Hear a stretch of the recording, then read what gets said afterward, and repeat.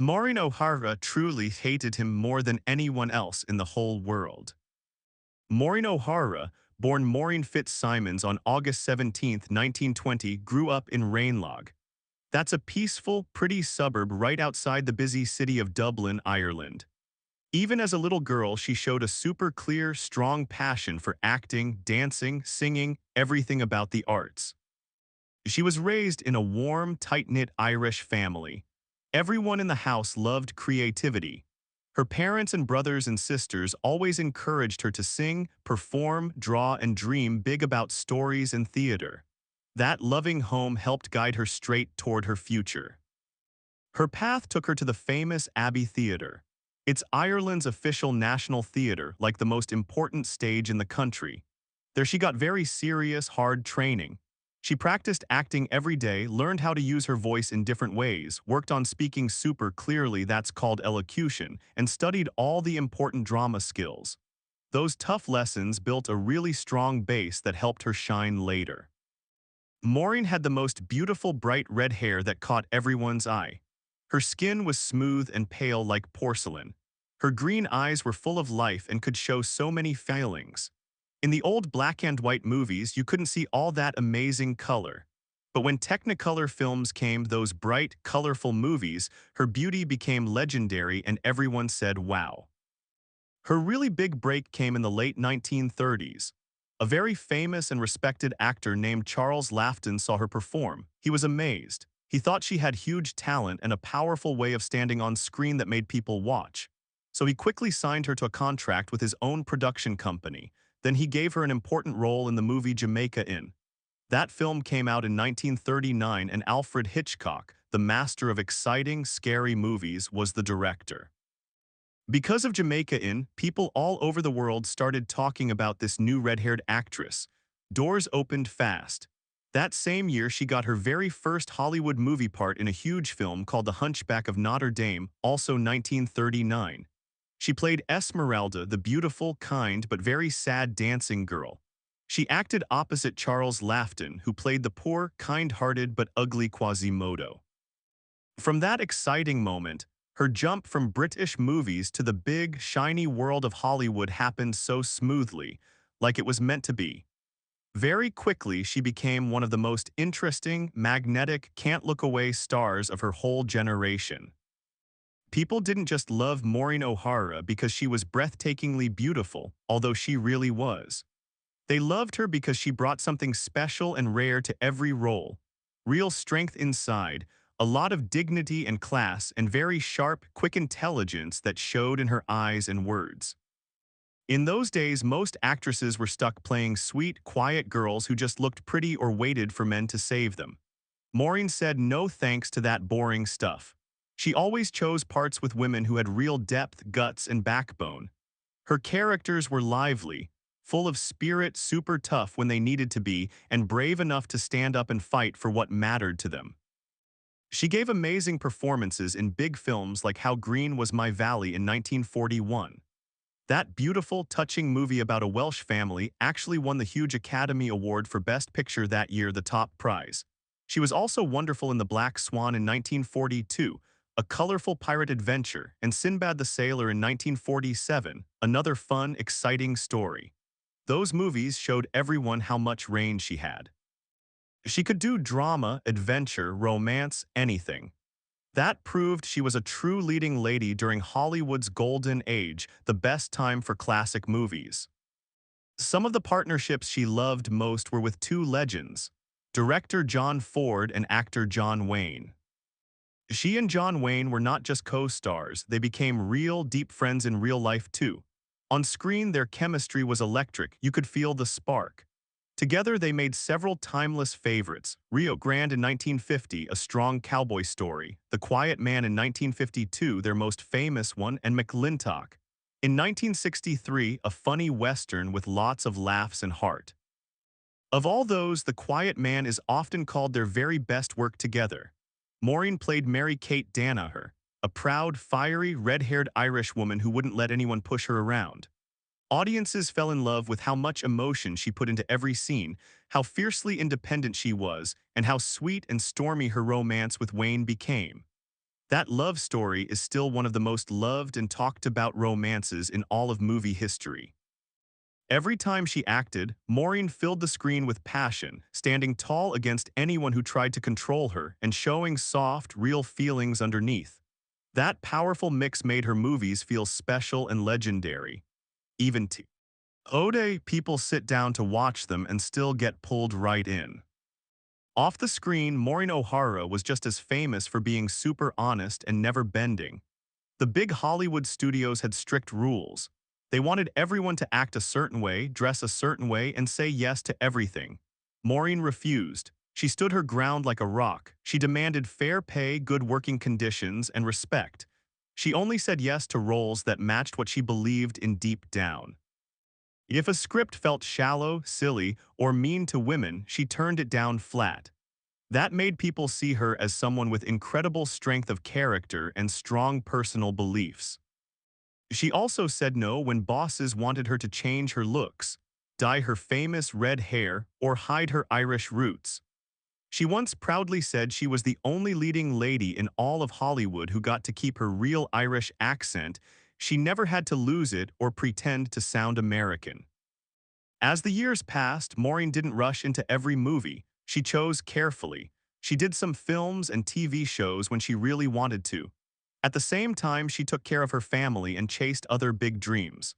One of the coolest things was helping run an airline company with her third husband, Charles Blair. He was a brave, skilled pilot. He flew dangerous missions in World War II and later became a top commercial pilot. Sadly, in 1978, Charles died in a terrible plane crash. It broke her heart. But Maureen stayed strong and kept living with courage. Later, she wrote her own honest book called Tease Herself. In that autobiography, she shared her whole journey, all the ups, downs, brave moments, and the free spirit that made her who she was. Readers got to see the real Maureen up close. In 2014, the Academy of Motion Picture Arts and Sciences gave her a special honorary Oscar. It was to celebrate her whole lifetime of amazing work and how much she changed movies forever. She walked out on stage looking so elegant, calm, and strong, just like always. Everyone in the room felt her magic again. It reminded people that her powerful spirit and gentle grace never faded, even after so many years. Way back in 1939, when she was only 19 years old, Maureen got married for the first time. Her husband was George H. Brown, an English film producer and assistant director. They met while working on Alfred Hitchcock's Jamaica Inn. A sweet romance grew fast behind the scenes, right as her career was taking off. Young, full of dreams, and caught up in the excitement, she decided to marry him in secret. They kept it quiet because the movie world put pressure on stars, and their jobs were going in different directions. But soon they both realized the marriage was too quick and not right for a lifetime together. Things got harder and harder. So in 1941 they officially ended it with an annulment. That experience left a deep mark on young Maureen while she was still figuring out love and climbing higher in Hollywood. That very same year she married again, this time to American film director William Houston Price. They first got close while working together on the movie Dance, Girl, Dance. At the start, everything felt promising and happy. But slowly big problems grew. The hardest one was Price's serious, ongoing battle with alcoholism. It caused a lot of pain and trouble. Even so, they had a beautiful daughter together. Her name was Bronwyn Bridget Price. She was born on June 30th, 1944.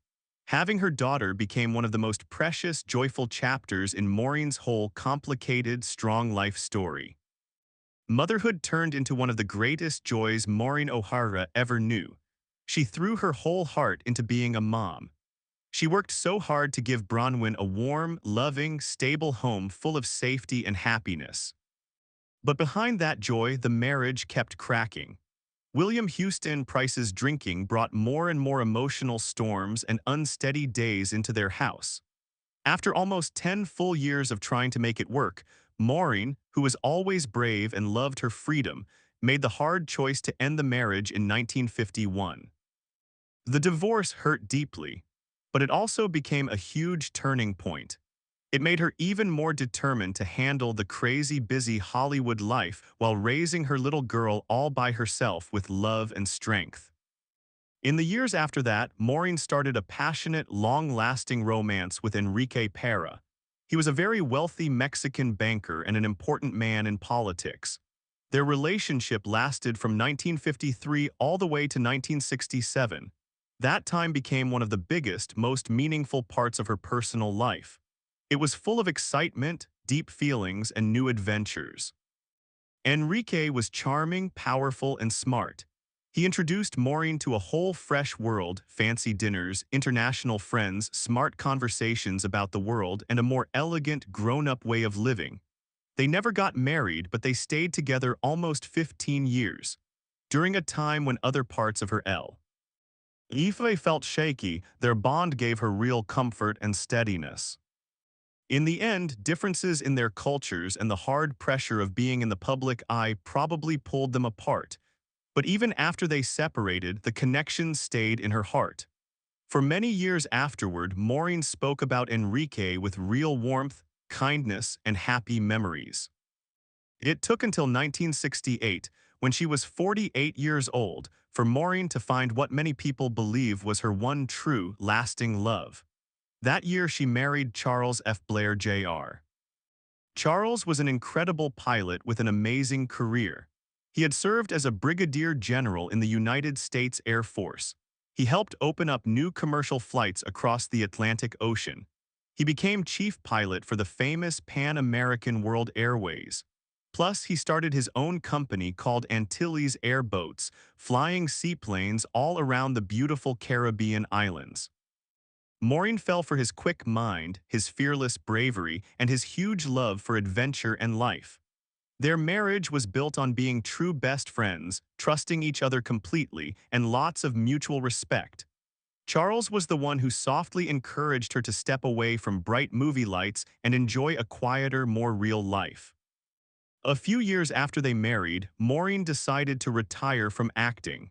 She wanted to support Charles's exciting flying business instead. She loved taking a well-deserved break from the fast, never-stopping Hollywood world. They moved to the peaceful U.S. Virgin Islands. There they built a calm, happy, full life together surrounded by blue water and warm sun. Then in 1978, after only 10 wonderful years of marriage, tragedy came. Charles was killed in a terrible plane crash while he was flying one of his own seaplanes. Maureen was heartbroken beyond words. That same year, doctors told her she had uterine cancer. It was a scary, life-changing sickness. But true to the brave woman she always was on screen and in real life, Maureen faced it with incredible courage. She had surgery, fought hard, and made a full recovery. The years after losing Charles were quiet and filled with sadness and thinking back on everything. But Maureen carried herself with the same dignity and grace she always had. She kept the love for the special people in her life burning bright inside her forever. The flame-haired Irish actress, famous for her fierce will and shining, lively presence, was so much more than just a movie legend. She was a woman of unbelievable strength, heart, and spirit. Maureen O'Hara was one of the very first big female stars who openly stood up and spoke against the dark, ugly, exploitative side of the old Hollywood studio system. Back then, actresses were expected to be sweet, quiet, always say yes, and never complain. But Maureen refused to accept the creepy, pushy, predatory behavior that way too many people treated as normal in the industry. Her fearless honesty, rock-solid integrity, and loud no to powerful men made some people afraid of her, and earned deep respect from many others. Long before anyone talked openly about holding bad people accountable, Maureen's strong warnings about the creeps in Hollywood were like an early signal. Years later, those warnings helped start the bigger movements that finally brought the hidden abuse into the light. During the 1940s and 1950s, she worked with the biggest, most celebrated names. Brilliant directors like John Ford, huge stars like John Wayne and Tyrone Power. But behind all the glamour, awards, and bright lights, Maureen quietly went through harassment and wrong, unethical actions from some powerful executives and producers.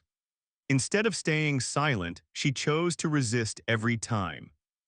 In interviews later, she explained that her career actually suffered. She lost jobs and chances. Exactly because she would never give in to what people back then politely called the casting couch culture. In a very direct and brave statement in 1957, she remembered being insulted, humiliated, and basically blacklisted from work simply because she refused to let studio heads and producers touch her or treat her badly. That was a shocking thing for a woman to say out loud in those days. Women who spoke up usually got shut down or laughed at fast. Even in her older years, through more interviews and her book, Maureen kept talking truthfully. She named bad behavior even when it came from very famous, respected people in movies. One of the most complicated and painful relationships was with director John Ford. He gave her some of her best roles and helped make her a star. But he also carried the mixed-up, dark side of Hollywood's golden age. John Ford is remembered as one of the greatest filmmakers ever. His movies, The Grapes of Wrath, Stagecoach, The Searchers, helped create the Western genre and defined so much of classic American cinema. But behind that genius was a man who struggled inside. He had big mood swings, could be very emotional and cruel, and often let his own pain hurt the people around him, especially the actors he worked with. Maureen felt that pain more than almost anyone. They made several films together. The most loved is The Quiet Man from 1952. It's a beautiful movie full of romance, a dreamy picture of Ireland, and the perfect chemistry between Maureen and John Wayne. Everyone sees warmth, charm, and love on the screen. But the real story behind the cameras was very different and upsetting. Later in life, Maureen spoke openly about Ford's behavior. She said he wasn't just a tough boss. He was emotionally mean, manipulative, cruel, and sometimes straight-up abusive. She remembered times when he would yell at her and humiliate her in front of the whole crew for no good reason. He acted controlling, rude, and jealous, and it got worse as time went on. Maureen came to believe Ford had a secret, one-sided obsession with her. He never said it out loud, and she never felt the same. Because of his strict Catholic childhood, he couldn't handle being turned down. So instead of dealing with his feelings, he turned them into anger. He used his power as director to scare and control her. In one especially awful memory, Maureen said Ford once slapped her right on set during filming. He tried to say it was just part of his directing style. In the 1940s and 1950s, the studio system sometimes let that kind of thing slide or pretended it was okay. But Maureen would not accept it, not for 1 second. She made it very clear she never would. When someone tried to scare or belittle her, she did not shrink or hide. She stood tall and strong.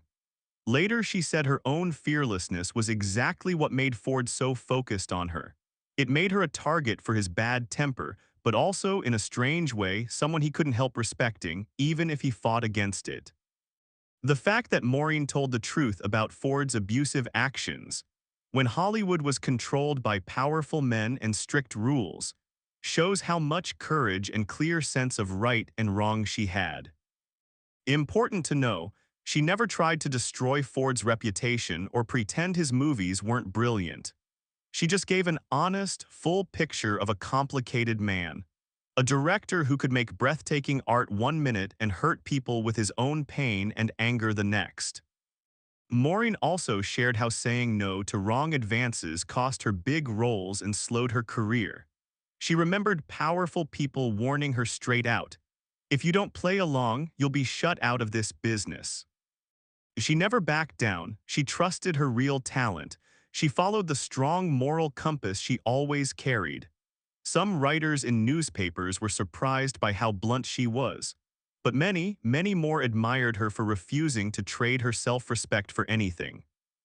Growing up in Ireland with deep Catholic values, where keeping your personal dignity came first, Maureen brought those same beliefs into the tough, sometimes mean show business world. She held onto them tight her whole life. She kept working the way she wanted. She picked roles that showed her inner power. Fiery heroines who fought back, proud mothers who protected their families, fiercely independent women who stood alone when they had to. Her performances in The Quiet Man, Miracle on 34th Street, The Sweet Christmas Classic, and How Green Was My Valley let everyone see her huge range as an actress, and her unbreakable toughness too. Off-camera, she always asked for fairness and real respect. Very few actresses in her time felt strong enough to demand that. Her stand made her legacy even bigger, a woman with rare strength and total conviction. Being that brave cost Maureen a lot. She lost opportunities, she faced pushback. But she kept going, she did well anyway. She never bowed down to the dark, ugly parts of Hollywood. Her courage quietly helped make a path for women who came after her. Women who would one day speak out loudly against abuse in the film world. Decades before the Me Too movement started, and long before actresses like Rose McGowan and Ashley Judd raised their voices, Maureen O'Hara had already bravely shown the toxic, hidden side of fame and power. Back then, many people brushed off what she said or didn't believe her. But history proved her right. Her words were true. In her later years, as Hollywood finally started looking at its own bad history, Maureen got new respect. People thanked her not only for her unforgettable performances, but also for her independence, her moral bravery, and the way she lived exactly on her own terms, never trading her integrity for quick fame or money. Her legacy lives on in every movie she made beautiful, and even more in the strong, honest way she chose to live her life. On October 24, 2015, Maureen O'Hara passed away peacefully while sleeping in her home in Boise, Idaho. She was 95 years old. She died from natural causes after a long, full life. Her death closed a chapter almost a full century long, a life filled with huge wins in movies and incredible personal strength through every hard moment. Maureen left a permanent mark on Hollywood. With her famous fiery red hair, stunning beauty, and the way she played strong, independent women who stood tall, she became one of the most loved actresses of her time. Classic films like The Quiet Man, How Green Was My Valley, and Miracle on 34th Street keep her place safe in movie history forever. Even in her older years, Maureen stayed a perfect example of grace, inner power, and brave trailblazing.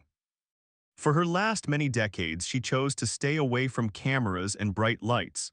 She loved the quiet, private life she had always wanted. She retired from acting back in the 1970s so she could focus on family, friends, and things that made her happy away from Hollywood. But her influence as an early pioneer for women in film still touches audiences, film students, and anyone who loves strong stories. Maureen was laid to rest at Arlington National Cemetery in Virginia.